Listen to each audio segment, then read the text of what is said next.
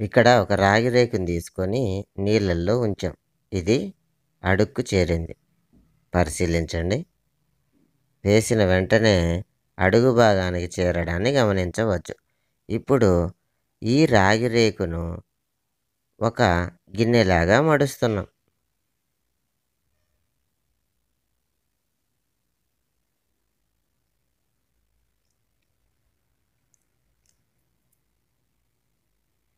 ఇలా మడిచిన రాగి రేకును నీటిలో ఇంతకు ముందు వలె ఉంచితే ఏం జరుగుతుందో పరిశీలించండి పిల్లలు. ఇంతకుముందు రాగి రేకు మినిగిపోయింది. అదే గిన్నెలోగా మార్చినటువంటి రాగి రేకు తేలడాన్ని మనం పరిశీలించవచ్చు కదా. గమనించండి. రేకుగా ఉన్నప్పుడు మునిగింది, గిన్నెలా ఉన్నప్పుడు తేలింది. ఎలా సాధ్యమైంది? అసలు మునగడం, తేలడంలను నిర్ణయించే అంశం ఏమిటి? సాధారణంగా బరువైన వస్తువులు మునుగుతాయి, తేలికైన వస్తువులు పైకి తేలుతాయనే భావన కలిగి ఉంటాం. అయితే ఇక్కడ రేకు యొక్క భారం ఎంతైతే ఉంటుందో, ఉదాహరణకు 10 గ్రాములు అనుకుంటే, ఇదే రేకును గిన్నెగా మార్చినా కానీ దీని యొక్క భారము ఏమీ మారదు. గిన్నెగా మార్చిన తర్వాత కూడా దీని భారము 10 గ్రాములే ఉండడాన్ని మనం గుర్తించవచ్చు. సో బరువైనది మునుగుతుంది, తేలికైనది తేలుతుంది అనే భావన సరైనది కాదు అని మనము గుర్తించవచ్చు. మరి దీనికి కారణం ఏమిటి? తెలుసుకునే ప్రయత్నం చేద్దాం. రాగి రేకును నీటిలో ఉంచినప్పుడు రాగి రేకు యొక్క భారం కింది వైపుకు పనిచేస్తుంది. మరి రాగి రేకును ద్రవం పైకి నెట్టే ప్రయత్నం చేస్తుంది. ఇలా ప్రతి బిందువు వద్ద పైకి నెట్టే బలాల యొక్క ఫలిత బలమే ఫోర్స్ ఆఫ్ బొయాన్సీ. దీన్నే ఉత్ప్లవన బలం అంటారు. ఇక్కడ వస్తువు యొక్క భారం అంటే కిందకి నెట్టే బలం ఎక్కువగాను, ద్రవం పైకి నెట్టే బలం తక్కువగాను ఉంది. కావున ఫలిత బలం కింది వైపుకు ఉంటుంది కదా, కాబట్టి వస్తువు మునిగిపోయింది. మరి రెండో సందర్భాన్ని మనం పరిశీలిస్తే గిన్నెగా మార్చాక తేలింది. అంటే గిన్నెగా మార్చాక దీని యొక్క భారం కింది వైపుకు పనిచేస్తుంది మరియు ద్రవం అన్ని బిందువుల వల్ల పైకి నెట్టడానికి ప్రయత్నిస్తుంది. ఈ బలాల యొక్క ఫలిత బలమే ఫోర్స్ ఆఫ్ బయాన్సీ. ఈ సందర్భంలో పైకి నెట్టే బలం, ద్రవం పైకి నెట్టే బలం ఎక్కువగాను, వస్తువు యొక్క భారము తక్కువగా ఉండడాన్ని మనం గుర్తించవచ్చు. కావున ఫలితము పైకి ఉన్నట్లు చూపుతుంది. ఇక్కడ చూడండి, మొదటి సందర్భాన్ని మళ్ళీ పరిశీలించండి. భారం ఎక్కువగా ఉన్నట్లయితే అంటే కిందకి నెట్టే బలం ఎక్కువగా ఉన్నట్లయితే వస్తువు మునుగుతుంది, అడుగు భాగానికి చేరుతుంది. మరి ద్రవం పైకి నెట్టే బలం ఎక్కువగా ఉన్నట్లయితే వస్తువు తేలుతుంది. వస్తువు యొక్క భారము, ద్రవం పైకి నెట్టే బలమైనటువంటి ఉత్ప్లవన బలం రెండూ సమానమైతే వస్తువు అంచు వరకు మునుగుతుంది, కానీ అడుగు భాగానికి చేరదు. ఉత్ప్లవన బలం దృష్ట్యా ఓ వస్తువు మునగడము, తేలడం అనే దాన్ని మనం ఇలా వివరించవచ్చు. ఓసారి ఆర్కిమెడిస్ సూత్రాన్ని మనం గుర్తుకు తెచ్చుకున్నాం. ఇక్కడ ఒక ఉదాహరణ సహాయంతో గుర్తు తెచ్చుకున్నాం. 5 కేజీల భారం ఉన్నటువంటి ఒక వస్తువును ద్రవంలో ముంచితే, సాధారణంగా ద్రవంలో వస్తువులు ఉంచినట్లయితే భారాన్ని కోల్పోయినట్లు మనకు నిత్య జీవితంలో కూడా అనుభవమే. మరి ఇది నీటిలో ఉంచాక ఓ 3 కేజీల భారం తూగింది అనుకున్నాం. అంటే కిందకు 5 కేజీల భారం పనిచేస్తుంది. దీనికి వ్యతిరేకంగా ప్రవాహి పై వైపుకు కొంత బలాన్ని పనిచేసింది. ఫలిత బలం 3 కేజీలు వచ్చింది. అంటే పైకి నెట్టే బలము 2 కేజీలుగా గుర్తించవచ్చు. ఈ పైకి నెట్టే బలాన్నే మనము ఉత్ప్లవన బలం లేదా ఫోర్స్ ఆఫ్ బయాన్సీ అంటారు. ఇది 2 కేజీలు.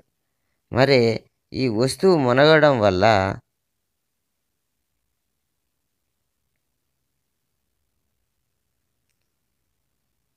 కొంత నీరు ఒలికిపోతుంది.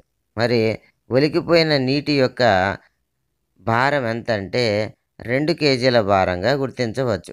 అంటే ఓ ప్రవాహి పైకి నెట్టే బలం ఎంతైతే ఉంటుందో అంత మేర ప్రవాహి తొలగిపోతుంది అని మనము గుర్తించవచ్చు.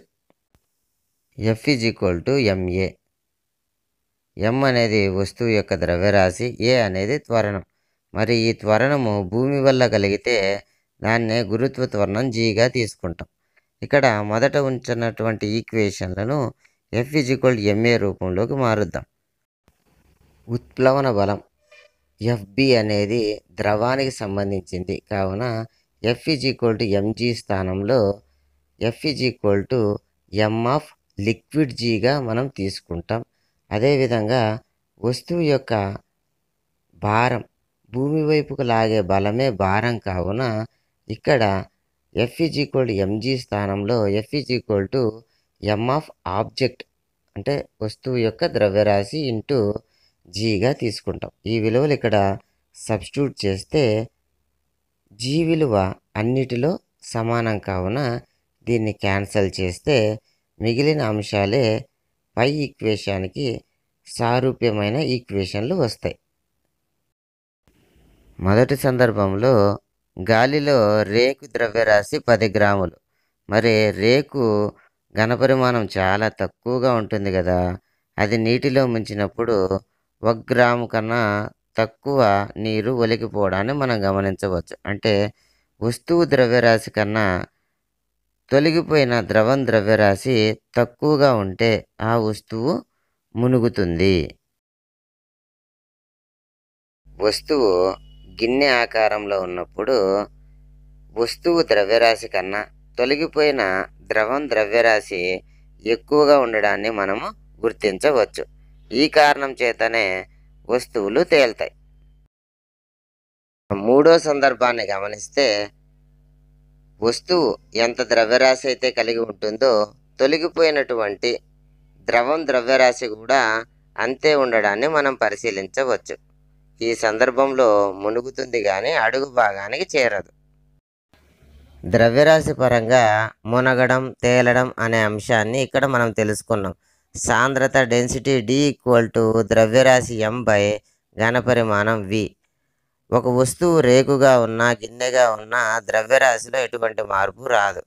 మరి వాటి యొక్క ఘనపరిమాణం వాల్యూమ్లో గిన్నెగా మార్చినప్పుడు ఘనపరిమాణం పెరగడాన్ని మనం గుర్తించవచ్చు.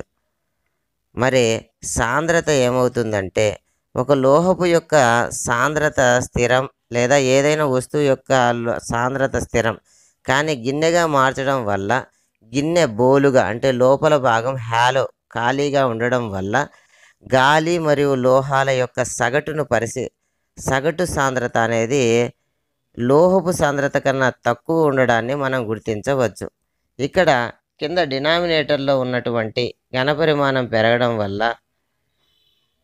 ఆ వస్తువు యొక్క సగటు సాంద్రత అనేది తగ్గుతుంది. అంటే గిన్నెగా ఉన్నప్పుడు సాంద్రత తగ్గుతుంది. లోహపు సాంద్రత స్థిరం, సగటు సాంద్రత తగ్గుతున్నట్లు గమనించగలరు. మరి ఒక వస్తువు నీటిలో పూర్తిగా మునిగిన లేదా పాక్షికంగా మునిగిన ఎంత భాగం అయితే మునుగుతుందో ఆ మునిగినంత భాగం వస్తువు ఎంత ఘనపరిమాణం ఉంటుందో తొలగిన నీటి ఘనపరిమాణం కూడా అంతే ఉంటుంది. ఎందుకంటే ఆ వస్తువు అంతమైన స్థలాన్ని ద్రవంలో ఆక్యుపై చేస్తే అంతమైన ద్రవం పక్కకు తప్పనిసరిగా ఒలికిపోతుంది. మరి ఈ విషయాన్ని ద్రవ్యరాశి పదాలను సాంద్రత పదాల్లోకి మారుద్దాం. D = m/v, m = dv. ఇక్కడ పై ఈక్వేషన్ని దృష్టిలో ఉంచితే ఎంఎల్ స్థానంలో డిఎల్ విఎల్ అంటే లిక్విడ్ యొక్క వాల్యూమ్ అని. అదేవిధంగా డి0 వి0. అదేవిధంగా రెండో సందర్భంలో డిఎల్ విఎల్ గ్రేటర్ దాన్ డి0 వి0. వి0 అంటే వస్తువు యొక్క ఘనపరిమాణం. మూడో సందర్భంలో డిఎల్ విఎల్ ఈక్వల్ టు డి0 వి0. ఇక్కడ ద్రవం లిక్విడ్ యొక్క వాల్యూమ్ ఎంత ఉంటుందో ఆబ్జెక్ట్ యొక్క వాల్యూమ్ అంతే ఉంటుంది అని ముందు వీడియోలో ప్రయోగపూర్వకంగా మనం నిరూపించాం. ఆ లింకును డిస్క్రిప్షన్లో ఇవ్వడం జరిగింది, పరిశీలించగలరు. ఇక్కడ ఒక వస్తువు మునగాలంటే ద్రవం సాంద్రత కన్నా వస్తువు సాంద్రత ఎక్కువగా ఉండాలి అన్నట్లు మనం గమనించవచ్చు. మరి రెండో సందర్భంలో ఒక వస్తువు తేలాలంటే వస్తువు సాంద్రత సగటు సాంద్రత కన్నా ద్రవం సాంద్రత ఎక్కువగా ఉండాలి అని గమనించగలరు. మరి మూడో సందర్భంలో మునుగుతుంది కానీ అడుగు భాగానికి చేరదు అంటే వస్తువు సాంద్రత ఎంతైతే ఉంటుందో అదే సగటు సాంద్రత ఎంతైతే ఉంటుందో ద్రవం సాంద్రత కూడా అంతే ఉన్నట్లు మనం గుర్తించగలం. ఇక్కడ రెండో సందర్భంలో గుల్లగా లేదా హాలోగా ఉండడం వల్ల దాని సగటు సాంద్రతను పరిగణించాలి. వస్తువు మునగడం, తేలడం అనే అంశాన్ని 3 విభిన్న అంశాలతో చర్చించడం జరిగింది. 1 ఉత్ప్లవన బలం, 2 ద్రవ్యరాశి, 3 సాంద్రత. ఇవన్నీ వేరువేరు అంశాలుగా మనకు కనిపిస్తున్నప్పటికీ అంతర్లీనంగా ఇవన్నీ ఒకే అంశాన్ని సూచిస్తున్నాయి అనే విషయాన్ని మనం గమనించవచ్చు. అదేమిటంటే ఒక వస్తువును ద్రవం పైకి నెట్టే బలం, అదేనండి ఉత్ప్లవన బలం. మరి వస్తువు కిందకి రావడానికి ప్రయత్నించే బలం, అదే భారం. ఈ రెండిటి యొక్క ఫలిత బలమే ఒక వస్తువు మునుగుట లేదా తేలుట అనే విషయాన్ని నిర్ణయించే అత్యంత ప్రాథమికమైన అంశం. వస్తువును తేలేటట్లు చేయాలంటే ఉన్న 2 మార్గాలను చర్చిద్దాం. 1 పైకి నెట్టే బలాన్ని పెంచడం, అంటే అంతర్లీనంగా ద్రవం యొక్క సాంద్రతను పెంచడం. మరో మార్గము వస్తువును గుల్లగా మార్చి వాటి యొక్క సగటు సాంద్రతను ద్రవం సాంద్రత కన్నా తక్కువ ఉండేటట్లు చేయడం. మొదటి మార్గానికి ఉదాహరణగా సాధారణ నీటిలో గుడ్డు మునుగుతుంది, అంటే ద్రవం సాంద్రత కన్నా గుడ్డు సాంద్రత ఎక్కువ ఉందని. మరి నీటికి ఉప్పును కలుపుతూ వెళ్తే ద్రవం సాంద్రత క్రమంగా పెరిగి గుడ్డు సాంద్రత కన్నా ఎక్కువైనప్పుడు గుడ్డు తేలడాన్ని మనము పరిశీలించవచ్చు. మరొక మార్గము రాగి రేకును గుల్లగా మార్చడం, అంటే ఒక గిన్నెలాగా మార్చడం ద్వారా కూడా దాని యొక్క సగటు సాంద్రతను తగ్గించి వస్తువును తేలేటట్లు చేయవచ్చు. ఈ వీడియోను చూసినందుకు కృతజ్ఞతలు. నచ్చినట్లయితే లైక్ చేయగలరు. Thank you.